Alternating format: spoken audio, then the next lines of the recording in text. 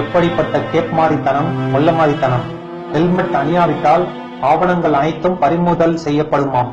ஊழல் செய்து சிக்கிய மந்திரிகளின் சொத்துக்களை, ஆவணங்களை பறிமுதல் செய்ய மாட்டார்கள். பல மாடி கட்டிடங்கள் இடிந்து பல பேர் பலியாகினாலும் கட்டுவதற்கு உரிமம் கொடுத்த அதிகாரிகளின் ஆவணங்களை பறிமுதல் செய்ய மாட்டார்கள். தவறான மருத்துவத்தால் பல பேர் பலியாகியும் மருத்துவம் கொடுத்த மருத்துவர்களின் சான்றிதழ்களை பறிமுதல் செய்ய மாட்டார்கள்.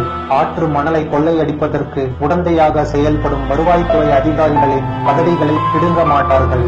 மலைகளே காணாமல் போகும் அளவிற்கு கனிம வள கொள்ளைக்கு உடந்தையாக இருந்த அதிகாரிகளின் சான்றிதழ்களை பறிமுதல் செய்ய மாட்டார்கள்.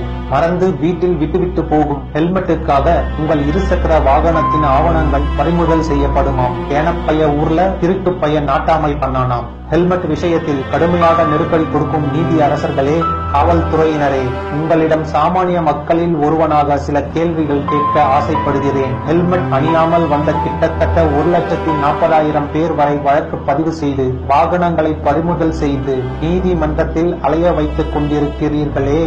புகைப்பிடித்தால் மரணம் நிச்சயம் என்று தெரிந்தும் அதில் கருகிய நுரையீரல் படத்தை மட்டும் போட்டுவிட்டு விற்பனை செய்ய அனுமதி அளித்தது சரியா? குடிப்பழக்கம் உயிருக்கும் வீட்டுக்கும் நாட்டுக்கும் கேடு என்று அச்சிட்டுவிட்டு அதை அரசாங்கமே விற்பனை செய்வது நியாயமா?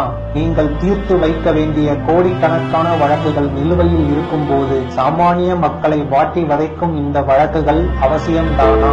தமிழகத்தில் உள்ள அனைத்து சாலைகளும் தரமானதாக உள்ளது என்று உங்களால் உத்தரவாதம் அளிக்க முடியுமா? நீதிபதிகள் எல்லாம் ஒன்று சேர்ந்து ஒரு 10 நாட்களுக்கு ஹெல்மெட் அணிந்து இருசக்கர வாகனங்களில் வலம் வந்து ஒரு விழிப்புணர்வு ஏற்படுத்தி காட்ட முடியுமா? ஹெல்மெட் என்பது அவசியம்தான், இல்லை என்று மறுக்க முடியாது. அது நெடுந்தூரம் பயணங்களில் நெடுஞ்சாலைகளில் செல்பவர்களுக்கு பொருந்தும். 20-30 கிலோமீட்டர் வேகத்தில் செல்லும் நகரவாசிகளை ஏதோ குற்றவாளிகளை பிடிப்பது போல் விரட்டி பிடிப்பதுதான் உங்களுடைய விருப்பமா? சமீபத்தில் ஹெல்மெட் அணியாத ஒருத்தரை ஒரு காவலர் விரட்டி அந்த இருசக்கர ஓட்டுநர் விபத்தில் சிக்கி பலியானார். இந்த சட்டம் அமலுக்கு வந்த பின் இதுவரை ஹெல்மெட் அணிந்தும் 30க்கும் மேற்பட்டவர்கள் சாலை விபத்தில் பலியாகி உள்ளார்களே. அதற்கு என்ன விளக்கம் தரப்போகிறீர்கள்? சாலை விதிமுறைகளை பற்றிய தகவல்களை பள்ளிகளிலும் கல்லூரிகளிலும் கட்டாய பாடமாக கொண்டு வந்து விழிப்புணர்வை ஏற்படுத்தலாமே. ஹெல்மெட் அணிவதால் சிலருக்கு வியர்வை, அலர்ஜி, தலைவலி, முடி கொட்டுதல், புண் போன்ற பிரச்சனைகள் ஏற்படுகிறது. கொலை, கொள்ளை, கழிப்பை செய்யும் சமூக விரோதிகளுக்கு சாதகமாக அமைகிறது. ஹெல்மெட் அணிவதின் அவசியத்தை மட்டும் வலியுறுத்திவிட்டு போகலாமே.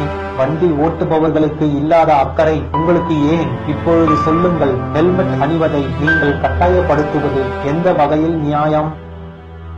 இந்த பதிவை ஏற்றுக்கொள்பவர்கள் முடிந்த அளவுக்கு ஷேர் பண்ணுங்கள். துளி டியூப்.